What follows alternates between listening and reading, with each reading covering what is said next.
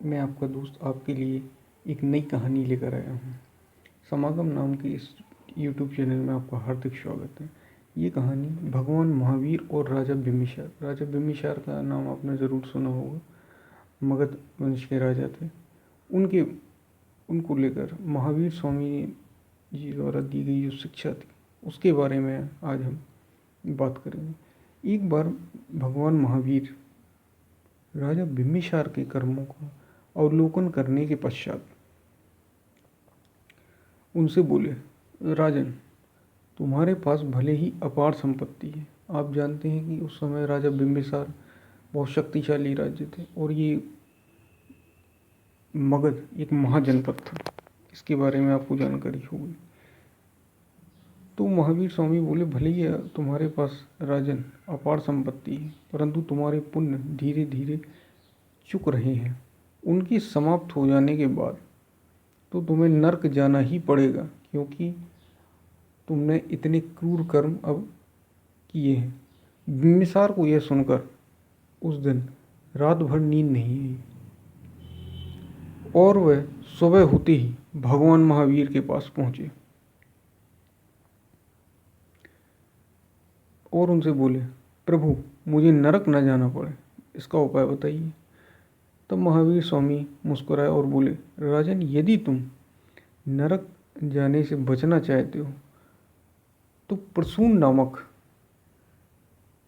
साधक के पास जाओ। जैन धर्म में साधक श्रावक कहा जाता है। जैन धर्म में साधक को श्रावक कहा जाता है। उनके शिष्यों को, जो महावीर के शिष्य थे, अलग अलग स्तर के शिष्यों को, जैसे श्रावक, अलग अलग शब्द, तो श्रावक, प्रसून नामक श्रावक के पास जाओ। उसके पास समत्त नामक फल है, उसको खाने के बाद तुम नरक जाने से बच सकते हो।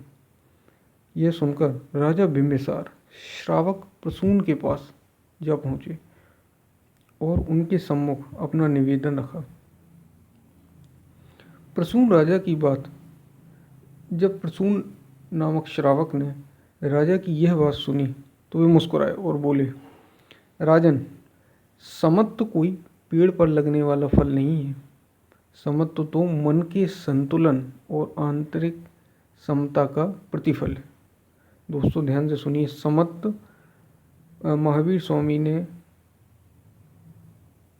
राजा बिम्बिसार से कहा था कि ये समत्व प्रसून नामक श्रावक के पास जाओ, जिनके पास समत्व नामक फल है।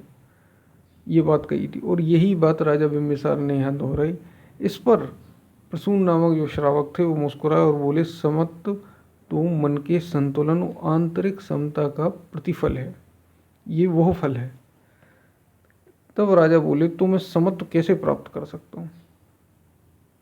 तो प्रसून ने उत्तर दिया, जब तक आपका मन धन, संपत्ति और प्रतिष्ठा में लगा हुआ है, इनकी अधाधुंध होड़ में लगा हुआ है, तब तक आपको इनकी पूर्ति के लिए एवं इनकी अभिवृद्धि के लिए अपनी जो आंतरिक संतुष्टि है उसको दांव पर लगाना पड़ेगा।